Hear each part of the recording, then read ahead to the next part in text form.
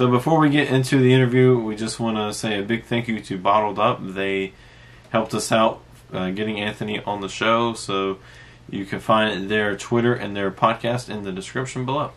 Yeah, we really appreciate Anthony for coming on here and taking time out of his day to talk to us. It was a fun interview, so we hope you all enjoy it.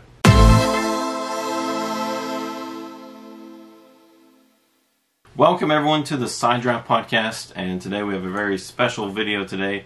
We have an interview with Anthony Alfredo. Anthony, thank you for joining us. No, I appreciate you guys' time tonight, and look forward to chatting with you. Alright, so first question I have here is, tell us a little bit about your story of how you got started in racing. Yeah, it's a great question. Obviously, one I get quite a lot, and it's a little bit unique because I grew up a race fan. I don't have that second or third or fourth generation racer story where people in my family raced. I really just grew up watching it with my family and my parents, and especially from Ridgefield, Connecticut. Nobody really watches racing. I was one of very few, so wanted to take a shot at it. I did do a little bit of rental kart racing, nothing that legit, just something pretty simple anyone could do. Great way to get started. But it wasn't until I was 15 I really wanted to try to pursue it, and that's when I got to a legend car, and it was a great opportunity to get my feet wet with it. And from there, that went well. I only ran about 12 races, and then I had the opportunity to drive a limited late model stock car for Leaf Hawk Racing. And after doing that, I was able to go drive for Dale Jr.'s team, Junior Motorsports, and race a late model for them.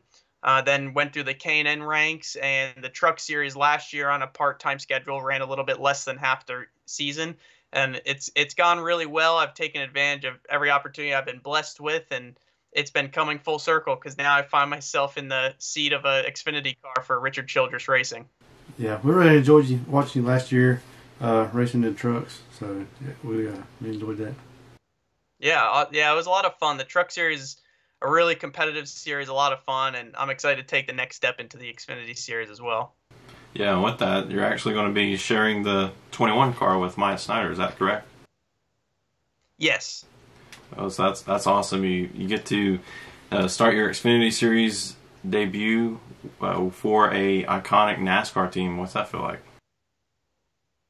It's really cool. It's a little bit nerve-wracking. There's a little bit of pressure, obviously, because Tyler Reddick went out and won, I think it was 6 races last year in the championship, and he's a back-to-back champion. But at the same time, I know those aren't necessarily the expectations for me, just because I ran a part-time Truck Series this year. I hadn't run an Xfinity car ever before, and we're running the majority of the season, but not the whole season. Just it's a partial schedule, so it's our learning year. Hopefully, we go out and win some races, but definitely just be consistent, learn as much as we can, and hopefully, work on partnerships off the racetrack too, so that we can stay on track and go full time in 2021.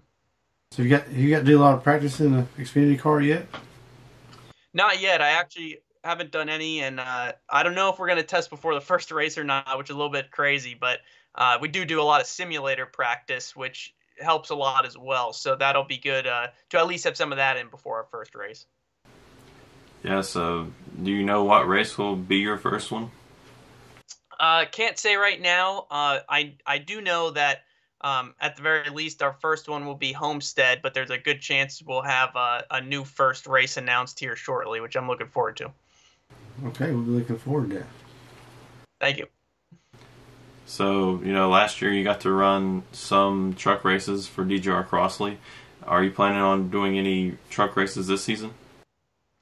I don't have any planned or scheduled, but I'm definitely open to any opportunity. I'll drive anything, anywhere. So I'd love to hop in, whether it's a late model, ARCA car, or even a truck, or whatever else there may be. So any opportunity I'm open to. That's good. Yeah, so you mentioned the simulator. So how important is iRacing for a modern day race car driver? I think it's really important. At the very least, it's a great visual before you go to new tracks. For me, obviously, last year in the Truck Series, going to all the big tracks on the national stage, I'd never been to every single track I went to, actually. So I didn't have a ton of time in the manufacturer simulator, and being able to hop on my SimSeat simulator. They're a partner of mine and build the best iRacing setups on the market, and even console racing simulators. So to be able to hop on that in the comfort of my own home and kind of get acclimated, and like I said, at the very least, just get a visual of what a new track might look like is a big advantage, I believe. And that it has gotten so advanced now that the fact that you can even race other people and the bumps and all that are the same, I think it helps definitely a lot. And then to have the manufacturer simulators like we do the GM sim, for Team Chevy drivers to train and get ready, that's even more accurate. And to be able to make mechanical changes and a lot more adjustments on there, we can even narrow down our setups for race weekend on there, which is a huge advantage as well. All right, so the new pit stop procedures that were just recently announced for Xfinity and trucks for select races. What are your thoughts on that? It's definitely unique. I'm not sure how that's going to play out. I think it'll be the helpful thing about that is the fact that teams don't have to fly a pit crew out the night before or the morning of, before a cup race or something, because those are the standalone events. So it definitely helps with that aspect and maybe cutting costs. But I think it'll make for unique situations on track, especially with, some drivers that maybe don't run up front as often might have the opportunity to, because the live pit stops, aren't there. They're not as crucial. So I'd be curious to see how it shakes out. I think, in my opinion, live pit stops are a huge aspect to NASCAR and stock car racing from a fan perspective. They're just exciting, and that's a part of it. It's a part of the strategy. It's not just when you pit, it's how good your pit stop is and all that. So I'm happy to see any change, and at least I'm open for trying new things. So I'm excited to see what happens with it, but we'll see if it's the right thing or not. Yeah, I can't wait to see how it's going to unfold and see some of the pit strategies, how they go about, and I just can't wait to get back to racing, really. Yeah, same here. Going back to you talking about the legend cars, we actually have a legend car we're trying to build right now, and any tips on those?